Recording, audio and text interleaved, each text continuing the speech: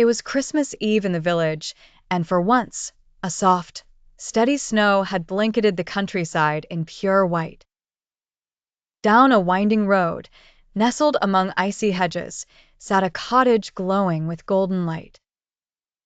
Peppa and her friends were gathered, mugs steaming in their gloved hands, watching the snowflakes swirl past the window. There was something magical about this kind of weather, something that transformed ordinary ideas into grand adventures. Peppa, who never lost her enthusiasm for new experiences, was the first to leap up from the warmth of the hearth. "I have an idea," she announced, spreading her arms wide as though she could encompass the whole wintry world. "Let's build an igloo."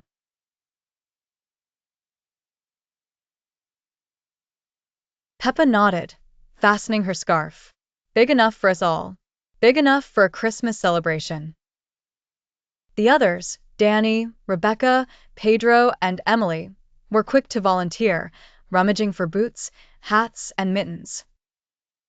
Outside, the sky had brightened.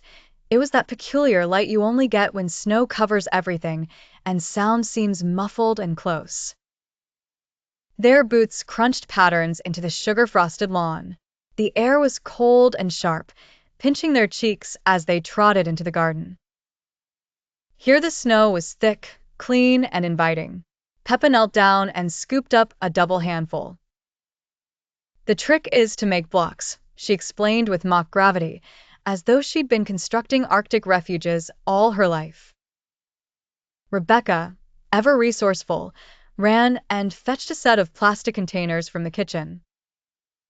They clapped snow into the molds, patted them firm, and flipped out their first icy bricks. Inevitably, Pedro's collapsed, and he looked mournfully at his slush-covered mitts.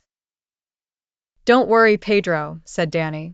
"You can be in charge of stacking them instead." And so their morning passed, in the rhythm of winter industry, Peppa shaping bricks, Susie stacking them, Emily brushing loose snow from their ever-growing walls.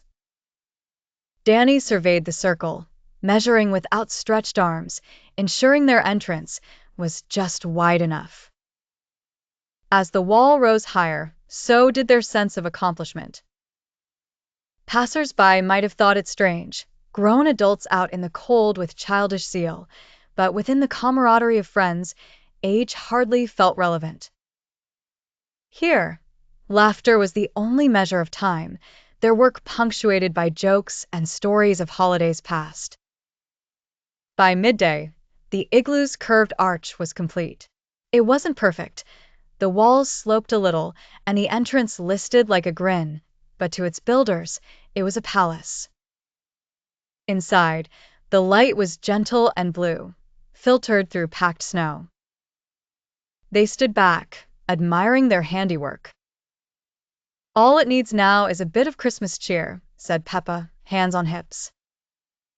So, while Rebecca scoured the house for spare string lights, Susie fetched candles and a thermos of spiced tea. Pedro produced a box of holiday biscuits, still warm from the oven, and Danny zipped home to retrieve a speaker for music. In a flurry of activity, the igloo was transformed. The lamps and string lights dripped from the archway, glinting off the snow with warm pinpricks. In the center, they arranged the biscuits and poured tea into paper cups. The music played softly in the background, carols blending with the hush outside. For a few minutes, no one spoke. They just passed the biscuits around, savoring the curious comfort of snow walls muffling the world outside.